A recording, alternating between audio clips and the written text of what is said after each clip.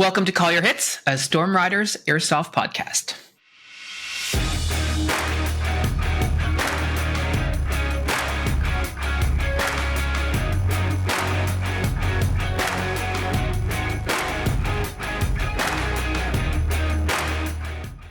Thanks for joining us, everyone. Today, Pat and I are going to do a bit of a recap after-action review of Operation Last Refuge 3, which was a Milsim objective-based style event that we held this past weekend here in St. John's at Frontline Action at the outdoor field.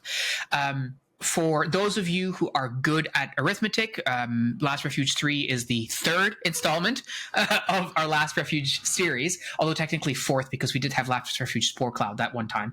But basically, the premise of this event every single time has been that the village at the frontline field serves as a focal point by having NPC villagers who live in this village, quote unquote live, and conduct all their business, and then the two teams that participate have to both try and control the field as much as possible, but also interact with the villagers to obtain missions, to get victory points, and to push the narrative along. And like doing it that way is mission critical from an organizational standpoint, because the nature of the field layout is such that if there is no force occupying the village, or we haven't done something to delete it from play, whoever occupies it is in a very commanding position to dominate a huge chunk of the field, and can do so with relatively few people. Yeah, it's very, very easy to hold that village with 3 or 4 people against a significantly larger force. Is something that we've done many times successfully on the field. And so we decided high ground, baby.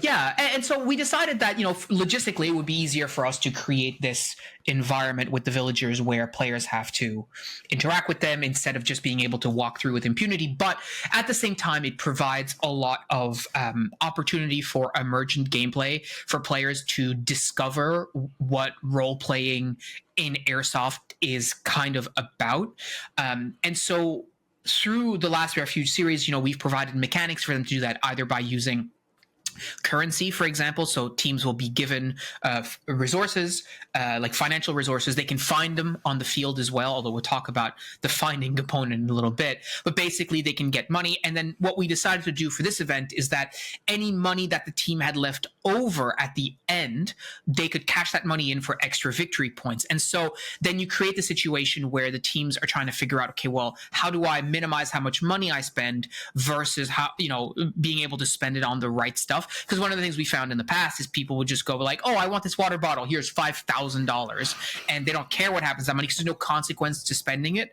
So by creating that consequence, we create a bit of an economy around, okay, where do I want to spend or not spend? And then in the village, opportunity cost for spending the money.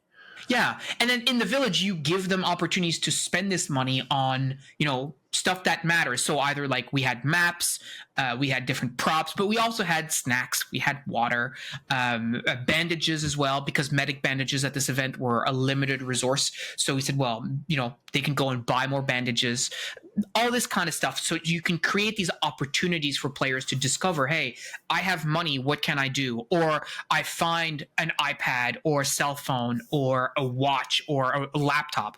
Can I sell that for money and then make money for my team that guy can turn into victory points? Yeah. Yeah. And, I think like longtime listeners already will have sort of an idea of this, but I was trying to explain the vibe, if you will, of this to one of our friends yesterday after the games, because they were like, what were you up to yesterday? And the best explanation I come up with is sort of like, it is role-playing-y and simulation-y, but in a lighthearted fashion, and often in a ridiculous fashion, because that's fun and it gives people a good sort of thing to lean into and makes it less intimidating, right? Like, yeah. A really serious role-playing experience right off the bat is not how to get people into role-playing games generally. Yeah, and I think there's some. I mean, we talked about this in different contexts, but it definitely applies here. There's a difference between taking something seriously and having that thing actually be serious. So totally. At Last Refuge 3 and 2 and the first one, it was definitely something we took seriously, but the actual delivery of it was in such a way that was lighthearted, and I think the word I would use is accessible. Totally. For most players. Like, you could go in there and ask questions and engage with that with very little information about the actual lore behind the event. Not that I think most players care about that, but that's beside the point. But I mean, some do, and like that's awesome. The thing that I likened it to when I was talking to that friend is, that it's kind of akin to like some of the Fallout games where, yeah, here you go, you're in a weird place. And some of the things here are very serious, and some of the things here are very silly, and we're going to balance that in a way that hopefully, achieves the formula that equals fun. Yeah, absolutely. So just like to talk about sort of where we are with these events from like a storyline perspective. So for those of you who have been listening in the past, maybe you'll be aware that overall the Storm Riders events use three different factions that I've loosely based on similar factions to AMS, right, to American Milsim. So we have one faction, which is our Alliance of Confederated Municipalities, which is our green team. And so they are the quote-unquote good guys in our scenario. They are rebelling against the People's Republic of Newfoundland, which is the tan team, so like multicam, etc., who are the quote-unquote bad guy oppressors. In addition to that, this year we also added, for this event in particular, we added Avalon International, which is our black faction, and they are like multicam black and urban camo and stuff like that, and they're the mercenary faction. And for this event, we paired them up with the PRN faction, the tan faction, and so they operated together very much like we kind of did at AMS Iron Horse, where it was the Civilian Defense Force and Sierra Dynamics rolling together. Similar sort of situation. The only difference is that we gave the AI team a secret objective that they had separate from the TAN team. And this didn't change the outcome of the day, like if they were successful or not, but it did change lore-wise what might happen at the end of the event, which we'll talk about at the end. But so we had those three factions, and at the previous event that we had, Operation Phantom Shield, the ACM team was basically the green team was trying to get the villagers who had been kicked out of Robin's Age by the People's Republic of Newfoundland back into the village, which they were ultimately successful at doing. And so this event sort of took off from there, basically saying, so the villagers are back in their home. A year has passed since the events of Operation Phantom Shield, and what has happened in the village is it's been a complete de-evolution of the order and democracy in this village, and it's been basically replaced by a warlord, essentially. Turns out giving people a box of guns and going sort yourselves out is yeah, and so we picked this in particular because we figured, well, Jeremy can be the crazy warlord. He can, be as zany as he wants, like obviously within reason, like, realistic, but create a sort of like really oppressive system in the village, create a rule set for that village that plays into how like oppressive and stuff like that the actual mechanics of the village would be, and then just sort of let them run wild and read as, if you annoy us, you will be shot. Yeah, exactly. And then from a purely organizational standpoint, what was really interesting that we did this time a little bit different is that I solely focused on the actual logistics of running the day of, all that kind of stuff, the boring adult stuff, let's call it. But I only worried about the HQ missions for the two teams, their actual like Warnos and Fragos and all that stuff, as well as the field control, like managing the the control points and managing Ares Alpha for the people who were using it, and everything that happened in the village. I just, cool, by the way. Yeah, that was cool, and we'll talk about that a bit later. But everything that happened in the village with the role play and the story, I left that delegated that completely to Patrick Kirby and Jeremy, who just ran the show. And that sort of decentralization was really, really essential, I think, for me to be able to really focus where I needed to focus on during the day of, rather than what had happened in the past, which is sort of like running sort of like trying to run multiple things at once. I only have to focus on one thing, which is the players, the commanders, the logistics, and then they focused on the village. And I think that logistically worked extremely well. For sure. I mean, like, I think being able to go, hey, minions, do your thing, was really serviceable. And like, bluntly, huge props to Jeremy and to Kirby, because they did the lion's share of the work on designing that. I just sort of stayed in the group chat with them, and every now and then went, yes, good idea, chill on that one, Yeah. I'm a I'm a serviceable, now calm down voice if I need to be, and like the village role playing aspect, I think, went really, really well. We had a bunch of players who've done this before, so they had some idea of what to expect in terms of our view of role playing, which is to say, our nonsense. Yeah. But still, like, room for stuff there, in the sense that, and I don't mean this for the people who played who are watching, I don't mean any of this critically, this is meant constructively, but like, we're always going to say yes and or yes but to anything you propose. Right? That is pulling back the curtain, I guess, but like, that's the point of having role-playing staff at this. Yep. So if you are like at the front door and Steph's being like, all right, take off all your weapons and we're searching you, which was a thing, for most of the day at both of, we had checkpoints for people to come in, because Jeremy was playing, the character was loopy and extremely paranoid. Yeah. And who didn't want anyone with weapons in the village for reasons that worked out, yeah, as it turns out. But ultimately, if someone had looked at us and been like, I'll give you $50 to let me keep my pistol, okay. Yeah. I mean, like, Steph would have been like, no, 100. Yeah, probably. Right? So. But yeah, it's that sort of, that's what we mean when we talk about emergent gameplay. Is just like, oh, you have an idea, we will probably at least try to roll with it. If you're like, okay, the whole day, role-playing wise, is about like talking to the villagers about the surface to air missile site in the middle of the village that they probably shouldn't have been given because they're just using it to make everyone's life miserable. Yeah. You probably will need to do better than like $50 to buy the SAM site from us. But like, all the money that existed in the game at once, sure. Yeah, and talking about opportunities for growth, I think we've done this a few times, and there's still an opportunity for players to start thinking about how they engage with the game. So, like, just to give you some examples, one of the things that people were asking me, because I was dressed as a marshal, I was not dressed as a villager. Like, I wore my safety vest all day long, and players would ask me gameplay questions, right? Which is totally fine. That's what I'm here for. And players would say, "Oh, can we move through the village from this point to this point?"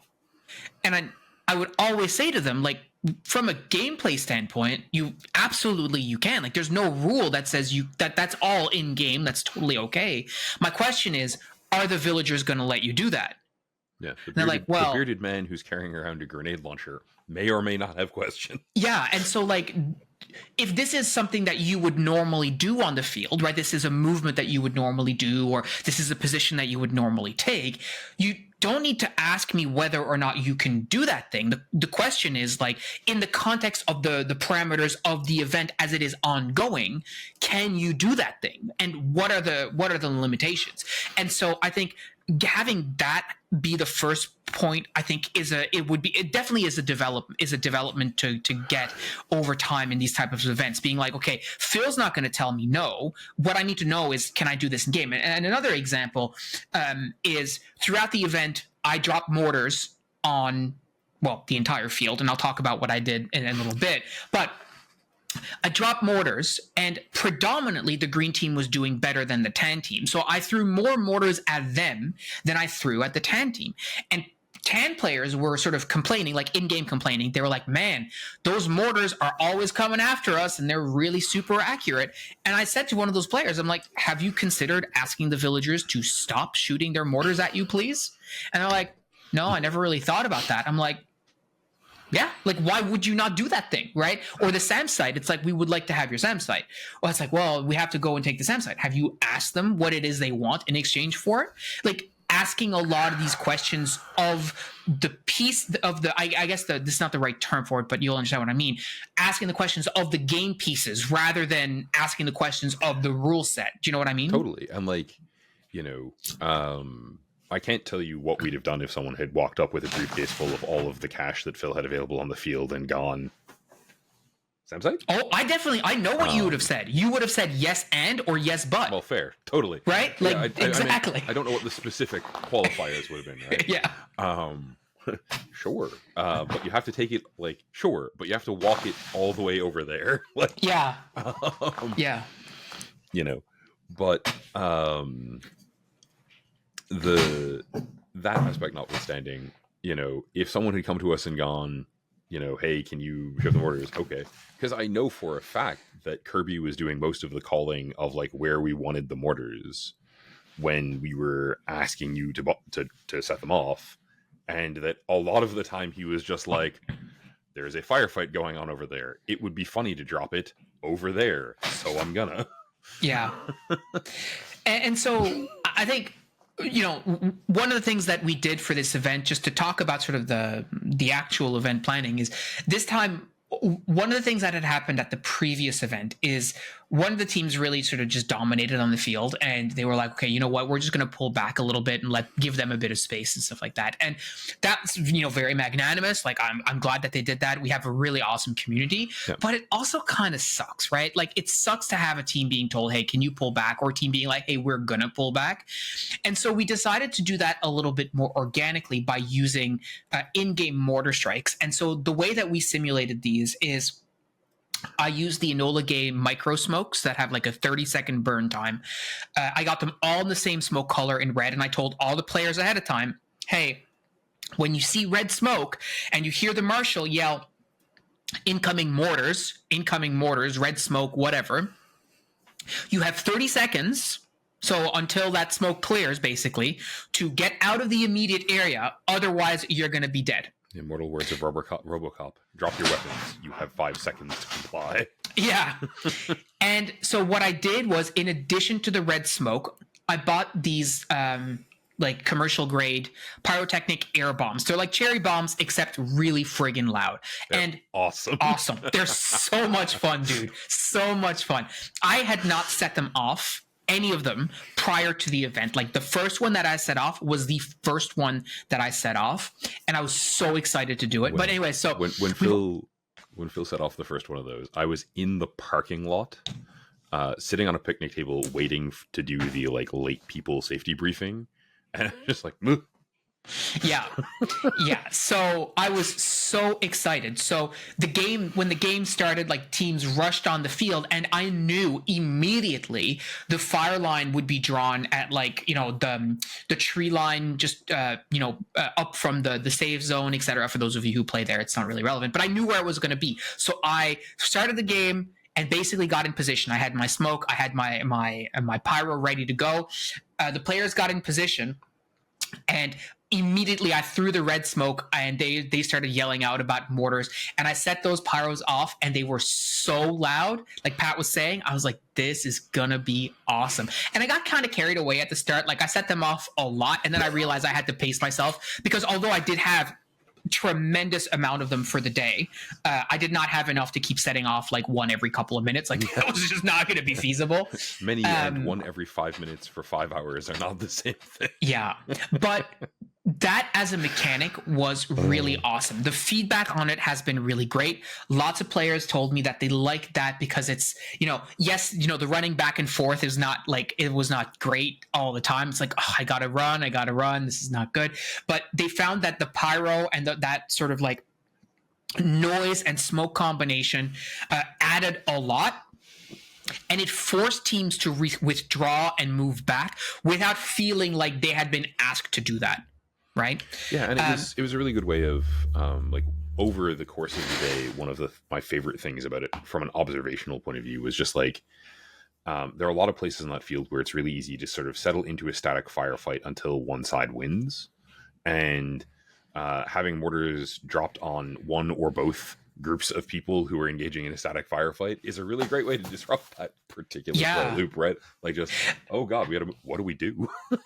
And I used it to create some gameplay moments by, instead of me throwing the smoke, I would give the smoke to the player and I'd say, hey, here, you have 2 minutes to pop this and throw it, and wherever it lands, you're gonna get like a mortar strike. And they'd be like, oh, okay, cool. I offered it to a kid who was like much younger. He's like, no, but what if I'm gonna mess it up? Don't give it to me. And I was like, oh, okay, sure, whatever. So somebody else took it and threw it, and that was fine. But the other thing that I did later on, I don't think I mentioned this to you actually, is all the green team basically was in the village listening to you and Jeremy have your political debate or whatever.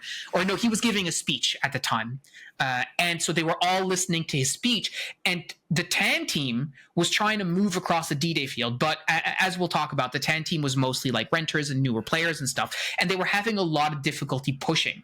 So what I did is, when they got to the sniper tower area and stuff, and I wanted them to push further into the woods, I put the mortars behind them.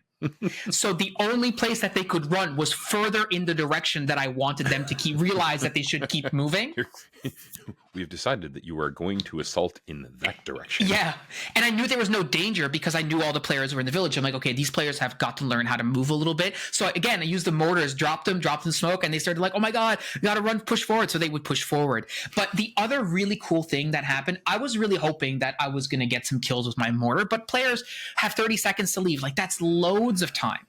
But every now and then, the mortar would go off and some players would be like, oh, you got me, out of nowhere. I'd be like, that's cool.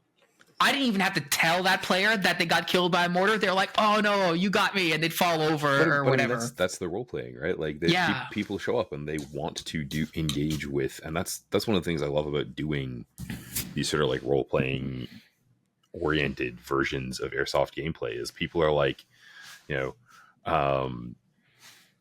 one guy who got shot, and like he was being executed by Cal, right? Like by Karoo, as the marshal, for, I think, refusing to do push-ups.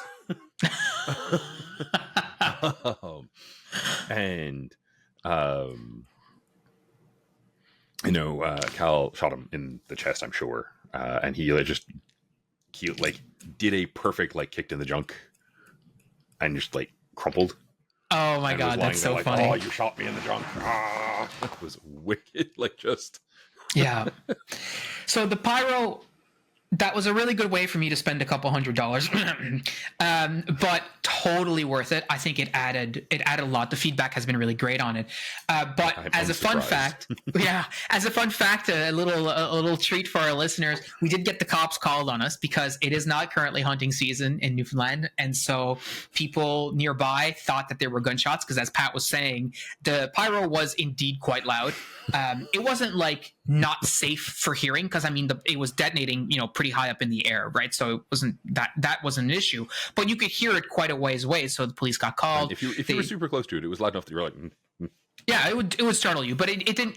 Like, I wear active hearing protection. It never cut out the hearing protection, right? Yeah. So like, totally fine. But point is, police got called and they showed up. But because I guess they kind of are aware that Frontline is a business where these kinds of things can occur, they didn't show up in any sort of amount of force. It was just one officer who showed up and asked us what was going on. And she was I was there when she turned up. She was very jovial. It was sort of a like, we kind of figured this was you guys doing something. Fill me in. Please warn us next time. Yeah, and so that's a good lesson for us to learn. It's next time we'll call the communications line. But ultimately, we asked them, it's like, hey, do we have to stop? And they're like, no, absolutely, carry on. So great. So we kept going. And ultimately, I'm very, very glad. In retrospect, I wish we'd called sooner, but I'm glad that it all worked out because it did add a lot to the experience, and it actually was a huge, huge amount of fun for me during the day as well. I had an absolute blast setting off all this pyro. I burned myself on one of the smoke grenades because that's just my luck with the Enola Gay products. Every time I use them, I feel like I burn myself. But to see people's yeah, that's exactly right. But seeing people's reaction to that was really awesome. So again, I'm not sure, like, if I would necessarily spend that much money again on pyro, but certainly was really cool this time around. So we're glad we did that.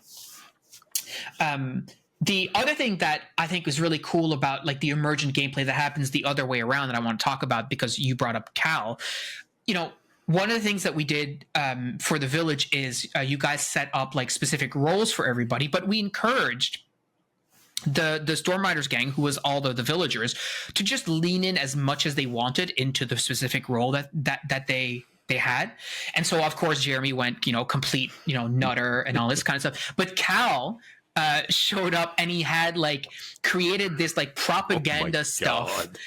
So at one point I remember walking into the village to just while I was doing my rounds or what have you, and they had arrested the enemy or the ACM team commander Jackson, and they had him in the jail cell for reprogramming. And so Jackson is just sitting in this dark room with a speaker playing Supreme Commander Lane, Supreme Commander Lane, Supreme Commander Lane, Supreme Commander Lane, over and over and over.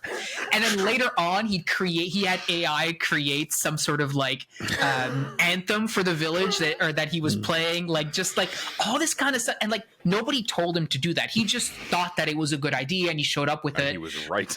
But, absolutely. Or same with Steph showing up with a camp stove and like making food at his station and like all this kind of stuff. Like really, it's really creative, and it adds a lot. And it's just, again, when you give players the flexibility to interact with the event in the way that they find will be beneficial or fun or what have you, they often can surprise you, right? And definitely I was surprised.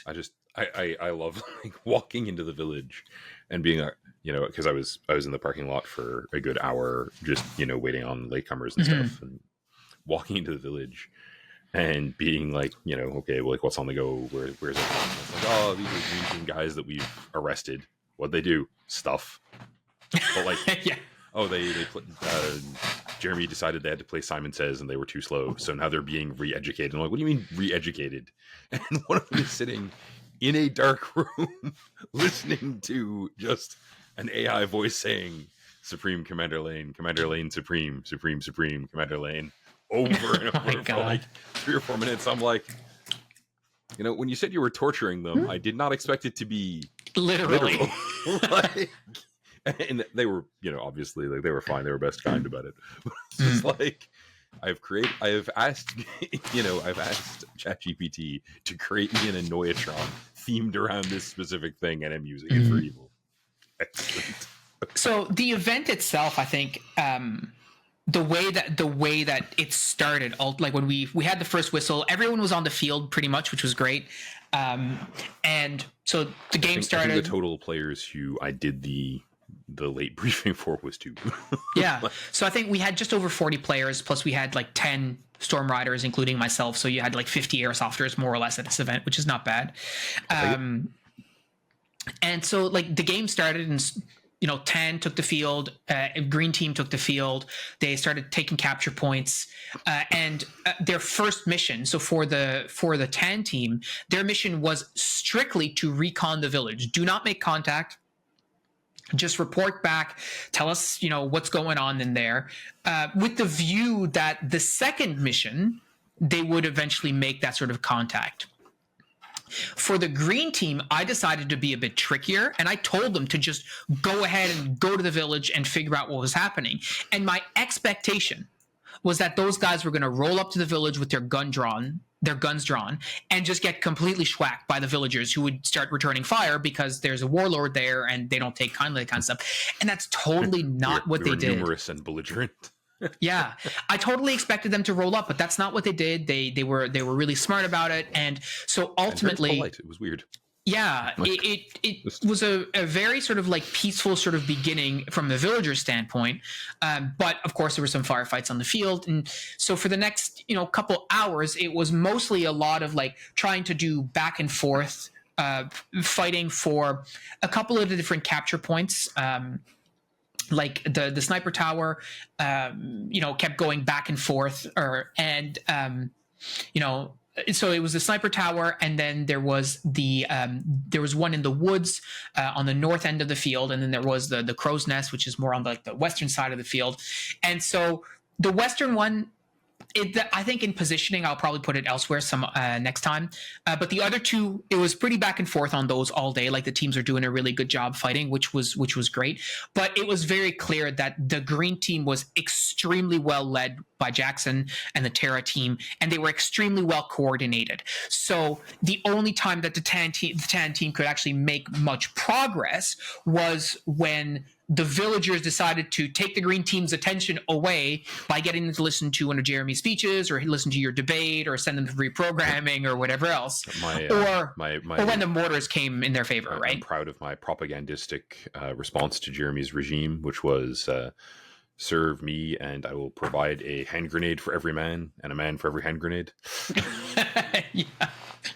Oh my God. So Censure not required here.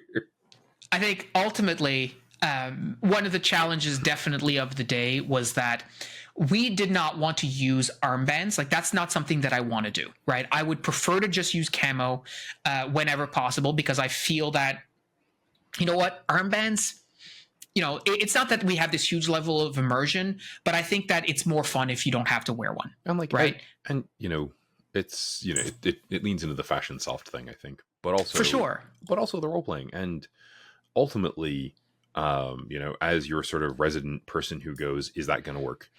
Which I don't think is entirely an unuseful person to have around.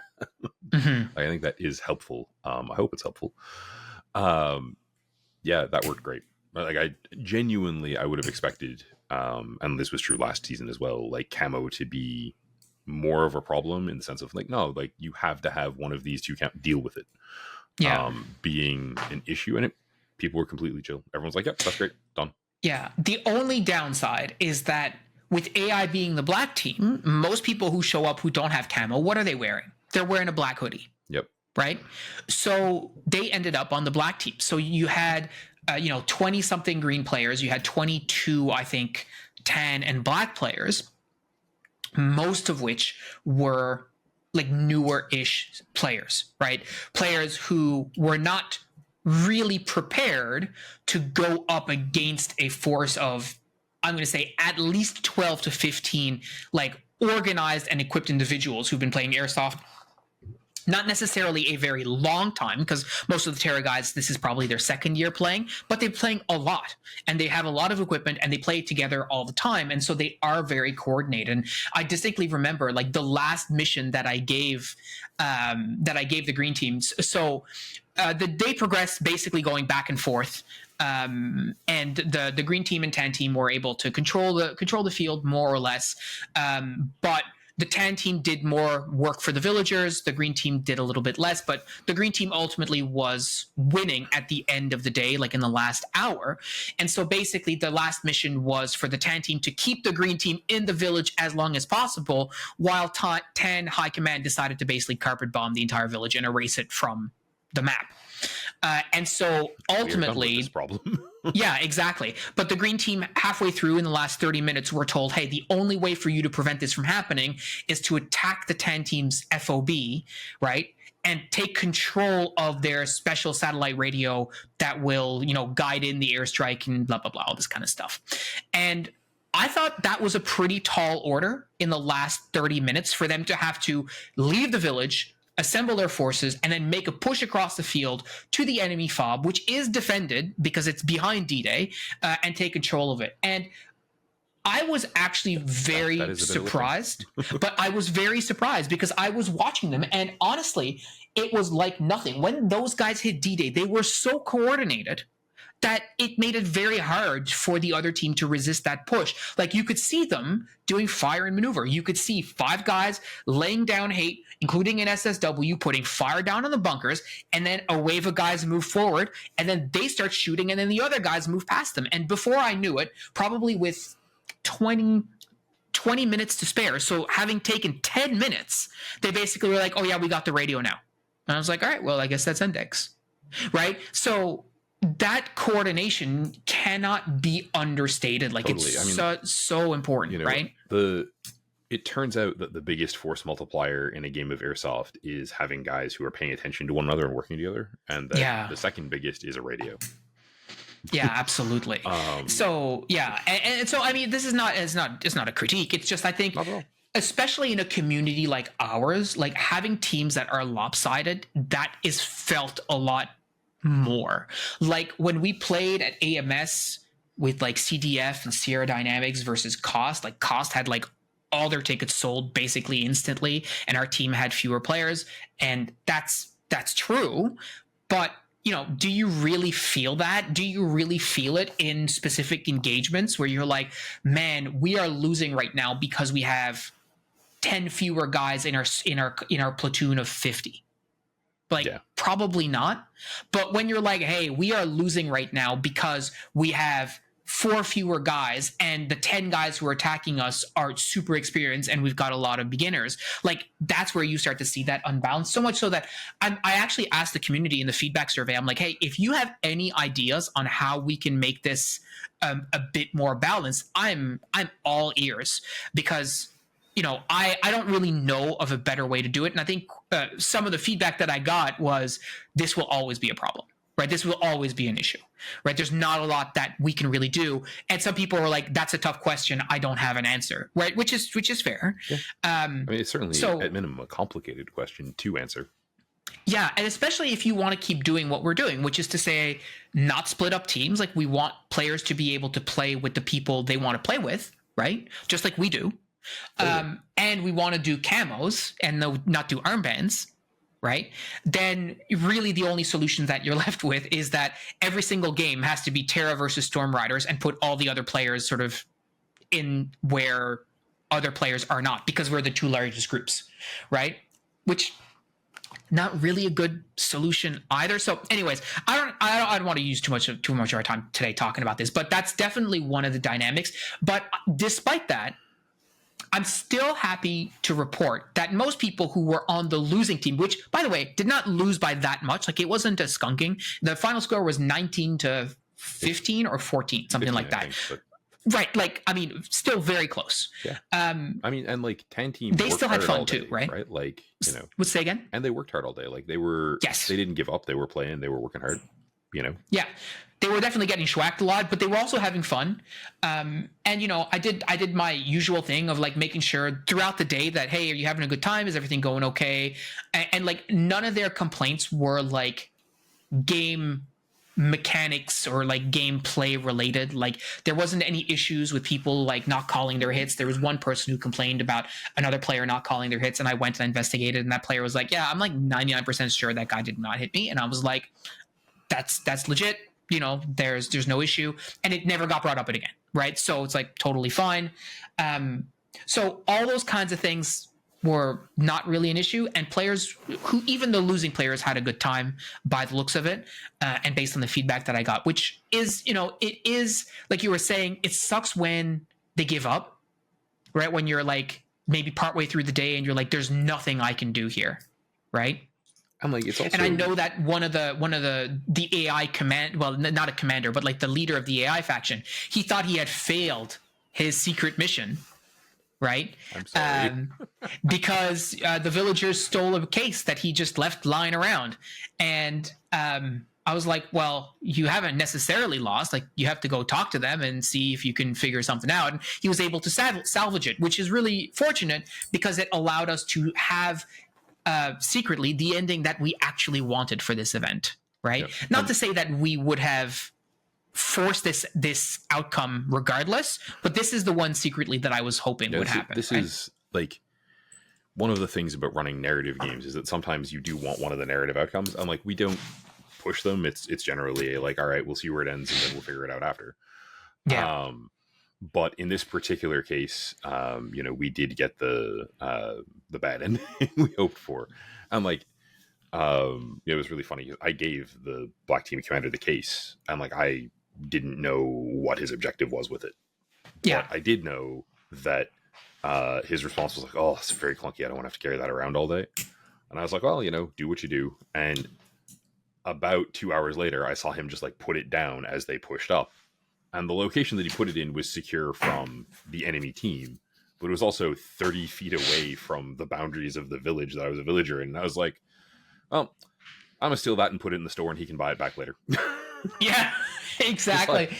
And I am a bad person. I believe my actual exact statement to AT, who was running the shop, was, "Ain't I a stinker?" Yeah. Well, this is a really good example of, like, again, thinking about the emergent gameplay and thinking about how you engage in the scenario. Because when I talked to Andrew, which is the AI leader, I was like, "Hey, where's your case?" He's like, "Well, I put it down, and when I went back, it was gone. I don't know where it went." Right. And then I told him, it's like, "Hey, the villagers have it. You can go and talk to them." Like, guaranteed, when he put that case down, he never considered that the villagers might take it. Yeah. Right. Well, I'm like, in his defense, thinking, this is important to gameplay, and the game staff aren't going to wander off with it just to inconvenience me, is probably actually a reasonable response. But it's accurate. The game staff did not wander off with it to inconvenience him. The villagers wandered off with it, right? And this is the role-playing thing, right? It's like, yeah, I'm a weirdo who lives in an isolated village that's ruled by a warlord, and someone just left a suspicious case 30 feet away from my house. Yeah. So what we had done was, ultimately, the PRN wanted to work and get the support of the villagers. That's ultimately what their goal is in the Warno, in the op board. It was all about, okay, you want to go, you want to get support of this warlord so that you can push the ACM back out. That was the whole premise. And AI, as a subset of that, they had developed this fungus-based, if you remember from our previous iterations, the fungus among us. This fungus-based nerve agent. And so they had a sample of it that they wanted the villagers to load into the SAM site missiles, right? But in order to test it, essentially. And in order to achieve that, they would tell the villagers that it's some sort of like airborne nutritional, what did I call it? Like an airborne nutritional fertilizer, right, for crops, etc. You shoot the missile up, and then it's going to fertilize your crops, and everything is going to be great. That's all there was to it. Way more food. Yeah, and so you go to the villagers, you see if they're open to putting this in the sample. You'll pay them a lot of money, whatever it takes, etc. And this doesn't contravene any of the PRN's mission, etc. Like, it works fine within the context of that, and it doesn't change anything about the outcome if PRN was going to be successful. But from a storyline perspective, what we decided is that if that was successful, and if the PRN was not successful in carpet bombing the village, well, then the village would continue to exist, but it will have been basically decimated by this toxin, this nerve agent, rendering the village a hazardous area. So that in future events, we can change how the village is utilized.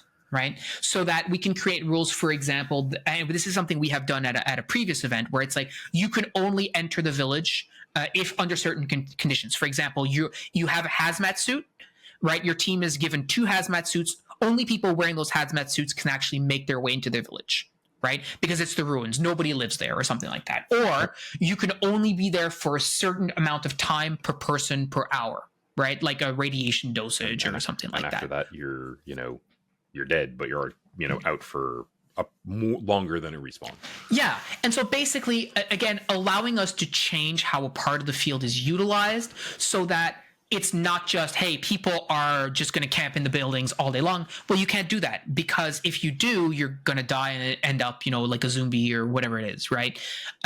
So you have to move through the village, surely, but you can't stay there.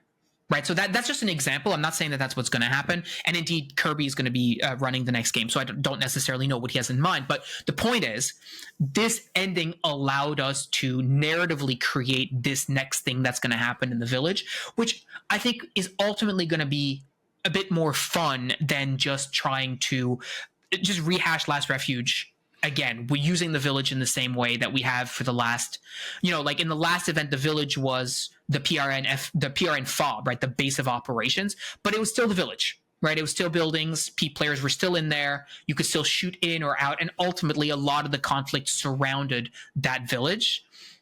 in this case, it might be different. So that's sort of the outcome that we were looking for. But I'm also glad that it worked out the way that it did, because it also meant that, for Andrew and the AI team, they thought they weren't going to do this thing. And then at the end, they were able to actually complete their objective fully.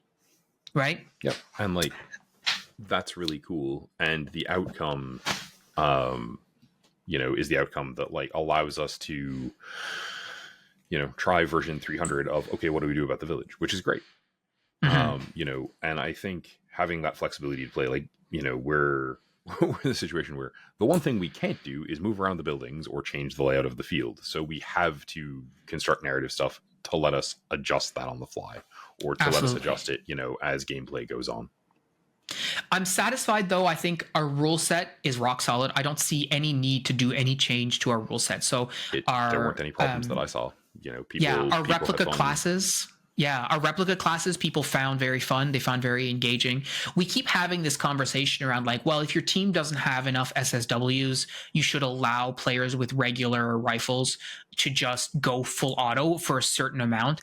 And I keep waffling with that, because I'm like, yeah, but then what's the benefit of someone actually buying a replica SSW? And right? To be I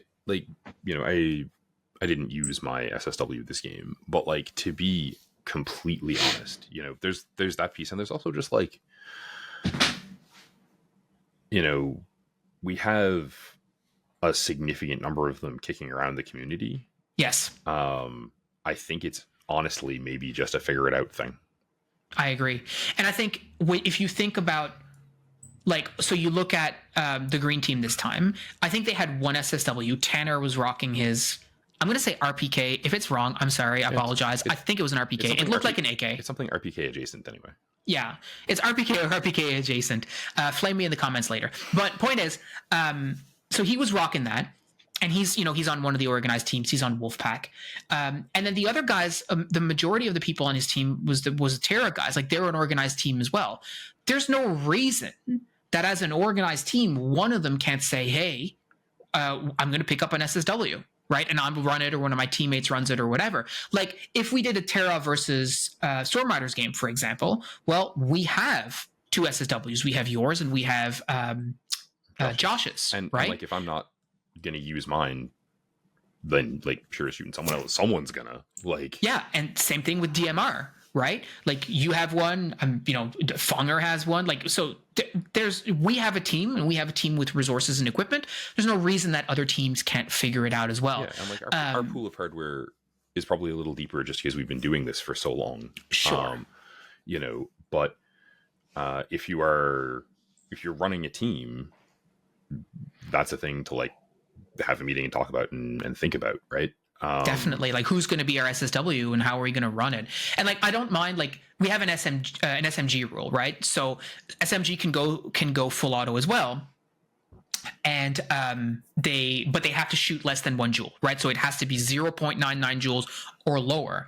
And one of the guys on Terra was like, can I run my M4 as a submachine gun? And in that context, I'm like, yeah, you know what? I don't mind, because we don't have limits on the number of submachine guns. And that's shooting 0.6 joules anyway. Yeah. Fill your boots, man. Totally. That's totally okay. But when it comes to, hey, I want to shoot my gun going 1.59 joules full auto, but it's not an SSW, it's well, in that context, I feel it's a bit different, right? And we don't necessarily want people hosing, it's also unless they have the burden of having that light machine gun or whatever, HMG. It's also one of those things that I genuinely think makes these games different and more interesting, or at least distinct from the sort of it's it's Saturday, no full auto in this part of the field, but otherwise do whatever you want. It is a lot different from well, that's an SSW. So yeah, he's in the village and he's going to hold down the trigger if he wants to. Deal with it. Figure it out. Yeah. Yeah, absolutely. I'm excited too, because this was the first event that I said, hey, you're responsible to bring your own bandage. And some people said they didn't have any. And I'm like, cool, sucks to suck. That was my reaction. I'm like, we gave you 2 months notice. And if you don't have one, that's too bad. Exception made for people who are first timers and stuff like that. Absolutely. Don't, if you decided to pre-register like 3 days before the event and you've never played airsoft before, that's not who I'm talking about, right? You are not the target audience in this particular comment. But like some players were like, oh well, I don't have a bandage. I'm like, well, you play airsoft like almost every second weekend. I'm there, you're there. So like, why do you not have a bandage?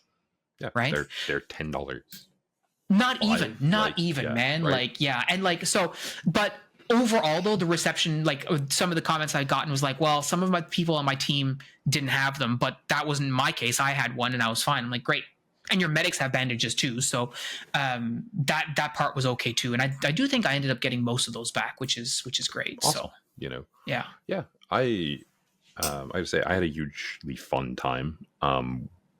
We as the day turned out, like, I fired airsoft replicas very little during my day because like technically at the end we were supposed to be supporting green team, but green team and this was more of a game staff than a role-playing decision, it didn't really need the help of 6 extra guys and 6 extra guns. So we were sort of like, well, we're just gonna hang out. And I think there were a couple people who were like, I don't think like pissed off is the right word, but like, who were like, why aren't you shooting? And full disclosure, because you didn't need the help. Absolutely. And like Tan had been working really hard all day, but they'd been on the sharp end of the stick a fair bit, and we didn't want to make that into a shitty last 30 minutes. Like, and I think they had a good last stand. I think most of the Tan players who I talked to after and like as they were on the field, they were gassed, they were out of ammo, but not like sad. And I feel like adding another 6 players to the weight might have pushed it more towards the, well, like that sucked, as opposed to, well, we died with our boots on, which is a way better experience. Yes, right, 100%.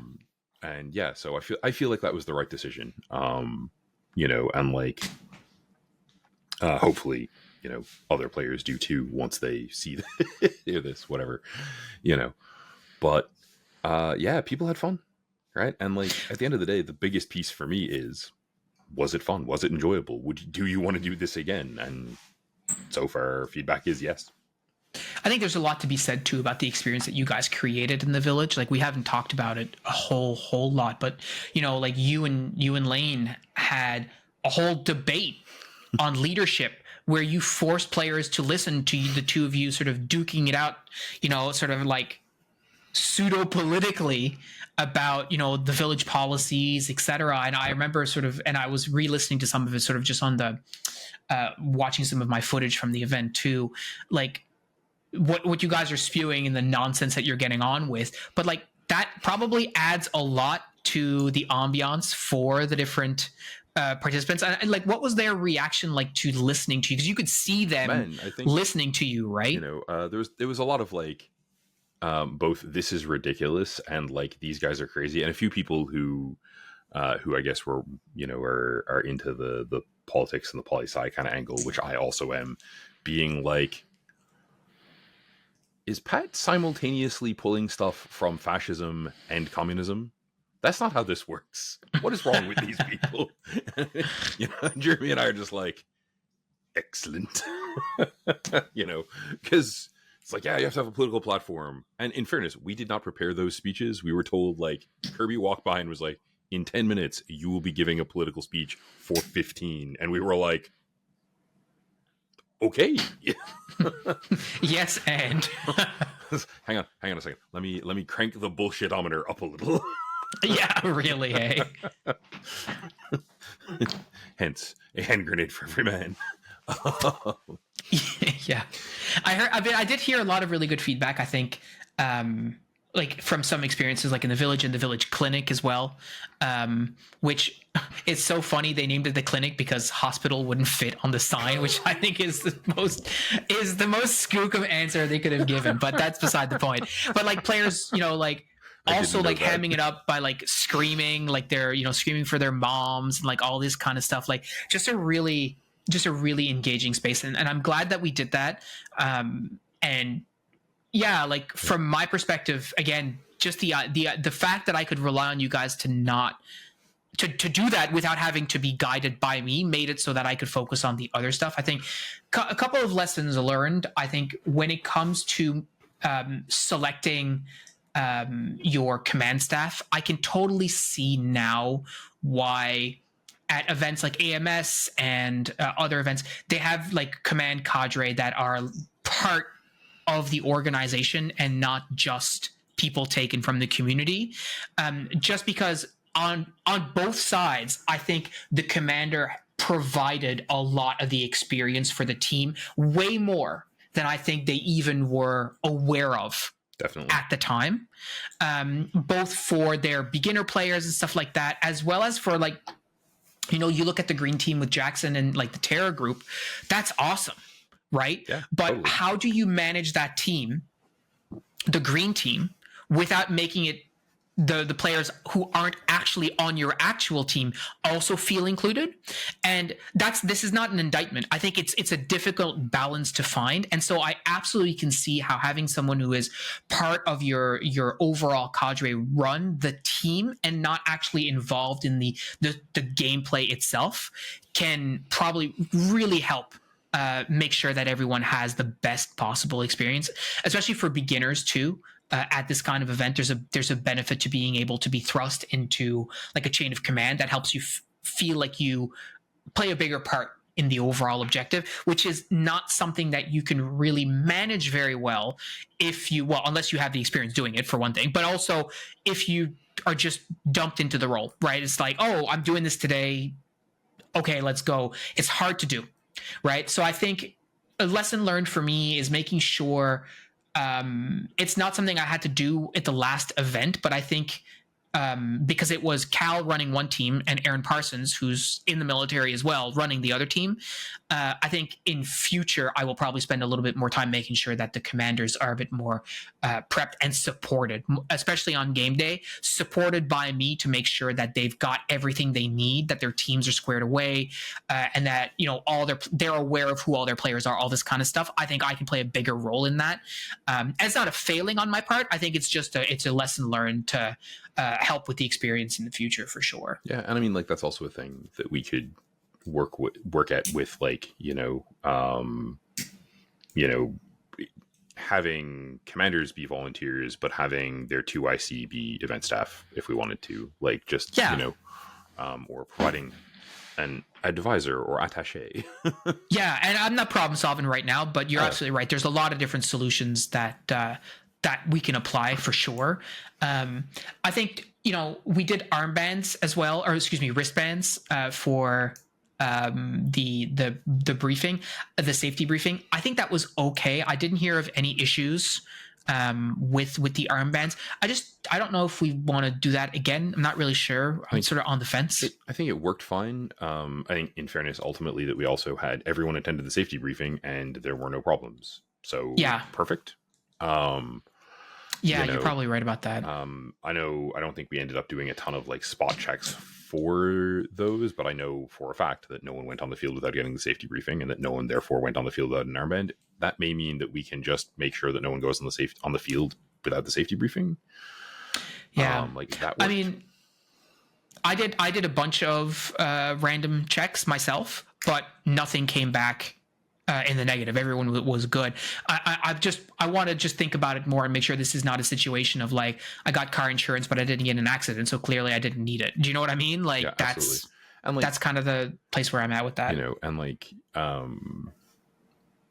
both, it's a thing I'd be willing to chip in on next time. And they weren't super expensive, so no, definitely not. It's doable. Like if I got an insurance policy that said you have to do this every event, I would be like, okay, well, that's fine. It's not an issue. It's just is it worth the hassle? Totally. Right? That's really where I'm at with that. But ultimately, I think, you know, that really is kind of it. Like I really don't know what else, like, lessons learned I took from this. Like, I think the rest of it is mostly positive. Like it's stuff that it's not lessons learned in the sense of like, okay, well, we won't do that again, except for like, you know, calling the cops and letting them know. But like most of it is like, okay, that was definitely worth doing again, or definitely worth thinking about, like the pyro, decentralizing the villagers, like all that stuff I think was definitely definitely worth it, and worth, if anyone's listening thinking about doing their own event, I highly recommend doing all of those things. These are all things that worked very well. I'm like, yeah, I mean, it's cool to walk away from it and be like, almost everything we did there worked the way we wanted it to. That's great. Yeah, absolutely. Definitely very,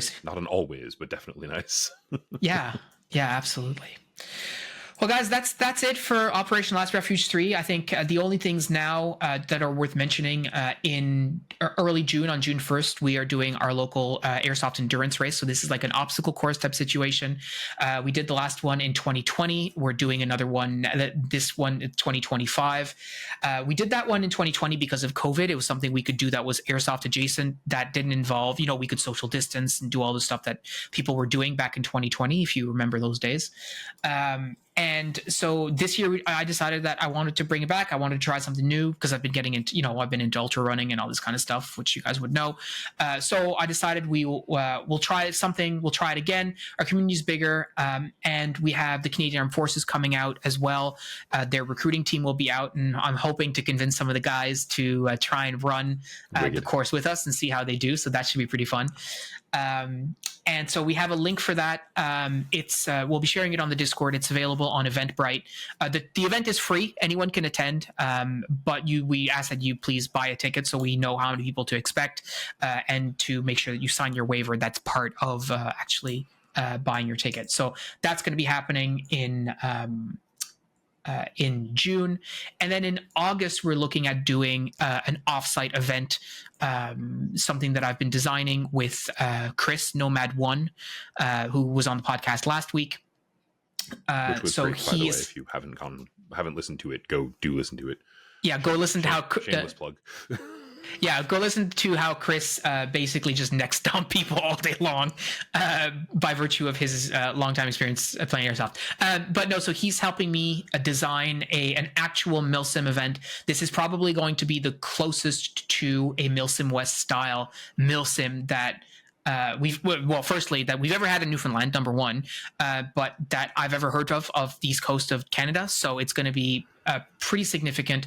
We're looking at a piece of land that is absolutely massive. We're talking over 1,000 acres of real estate, which, depending on the numbers, we may not use all of it, but it's absolutely big. So we're looking at August for this event. Operation Silent Resolve is what this event will be called. So those are the upcoming things, which we'll be talking a little bit about, I'm sure, in the coming weeks and months. And also airsoft in Europe at some point this time in the summer in July. So if you're interested in learning about playing airsoft with me in Belgium in July, join the Discord, and you can get some details about when and where that will be happening. So anyways, that's all we've got for you this week, guys. Thank you so much for listening. We appreciate all of you. Thank you for listening, and we'll talk to you next week. Thanks for listening, guys. Have a great week.